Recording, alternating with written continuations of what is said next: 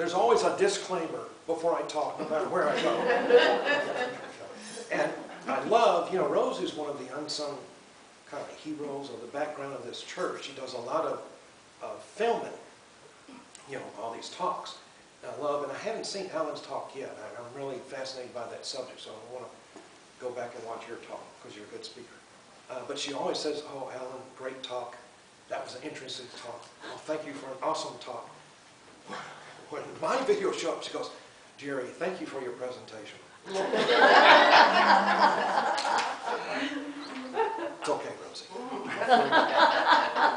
Okay. The title of this talk is The Gift of a Legacy. And legacy is a kind of a unique name, different word. I said name, word. And I want to talk about that. And then collect some money and do some messages. And I'm very sorry for being late. I was sitting there going, what am I forgetting? As soon as I turned left on Bates Road, I went, ruh-roh. That's what I'm forgetting. And it leads me, I got off the beaten path, whatever. What's that, the driven path? The driven path? The beaten path. I feel like I've been beaten. And I want to tell, I'm not saying I got far off the path, but I want to tell you this morning, it looked lovely in Ocala. Oh my God. Ocala? Yeah, I'm so far off the, when you have to explain a joke, it's not funny.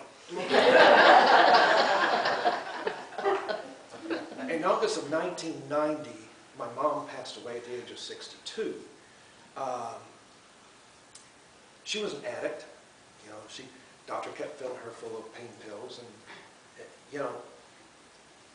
if you've seen somebody who's been on drugs a long time, addiction has a way of deforming the entire essence of a person. She's 62 and she looked 82. 7 months later, my dad passed away at the age of 65.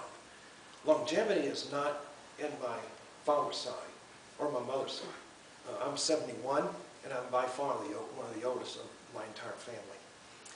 At Dad's funeral, he was a Mason. So they did, if you're familiar with Masons, I'm not, but through my dad I was, and they did a really nice presentation. But I'm sitting there, this is the day before the funeral, so this is at the viewing, or whatever you want to call it. I'm sitting there, out of the corner of my eye, two young men come in. They're in their early 30s. I instantly recognized them. They were David Williams and Timothy Jackson. My dad coached Pee Wee baseball. I don't know if they call it Pee Wee anymore. My grandson plays baseball. And now they do tournaments, but back in the day, they did leagues. And you played 2 or 3 games. You played about 18, 20 games a year. Then you got to the championship. In 2 years, they lost only 1 game. 3 of those players went on to play college ball. And Timothy Jackson was a pitcher. I can't remember what position David Williams played. But here they were, and they're in their 30s, and they're married, they have kids, and they show up to give respect to my dad. Not because of the way he coached, but because of the man that he was. So that's a legacy. So a lot of you know my story of spending 8 months in the hospital having a heart and a kidney transplant. And before the decision was made that we would have to have transplants, a virus attacked the heart. They never figured out what the virus was.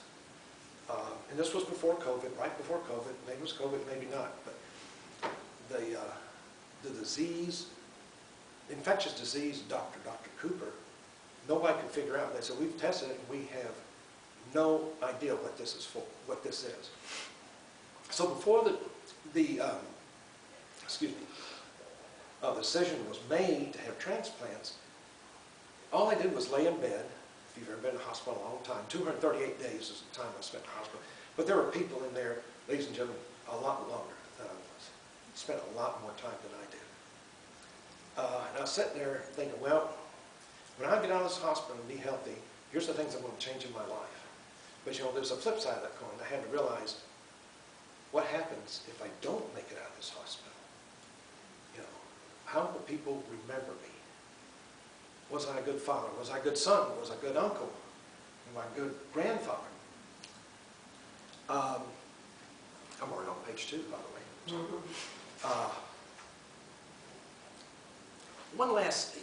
It sounds like a Father's Day talk, but it's not.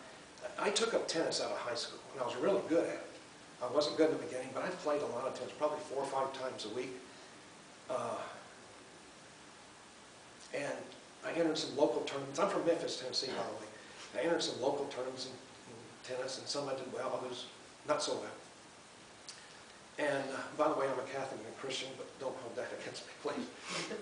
I was someplace, I spoke at, what's the name of this, Spiritualist? I can't remember the name. But I spoke at a place like 2 weekends ago in St. Augustine. It's a Center for Spiritual Living. It's a nationwide chain of, and they follow the teaching of Dr. Ernest Holmes, right? And they talk about God, they talk about Jesus. And before I got and talked about my book, they announced that they were doing bingo. So I got up and I said, no, I'm Catholic. We own bingo. You can't do bingo. Yeah, I thought that joke was funny too. Anyway, so there I am playing this tennis match at night. Schofield Methodist was the name of the church. And I win the tournament. I win the championship. And there was an audience of one. It was my dad. Here I am in the 30s, and the message he sent to me, the legacy he left to me is, just show up. Just show up. You don't have to do anything grandiose. So, a lot of times in the readings I've given, the ones on the other side will thank the person I've given the reading to for their legacy.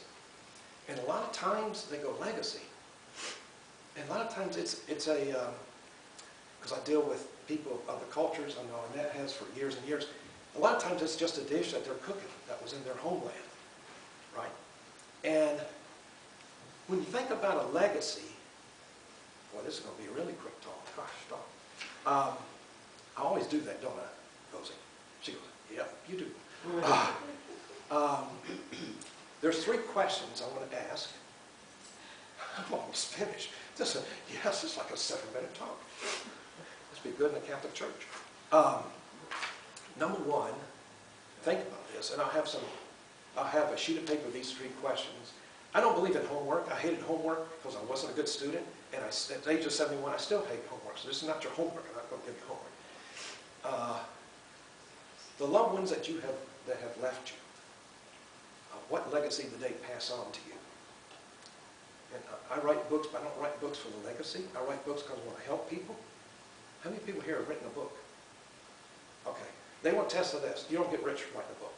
No. Unless you're John Grisham, or unless you're like a famous politician or celebrity, and they write books, right? So I write books to help people. That's part of my legacy. But think about the loved ones we have lost. I've lost everybody, except for some cousins.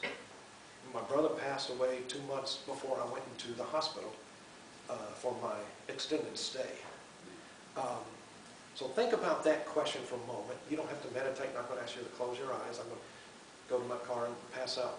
I left a lot of stuff in my car because I was kind of in a hurry, in case you hadn't noticed.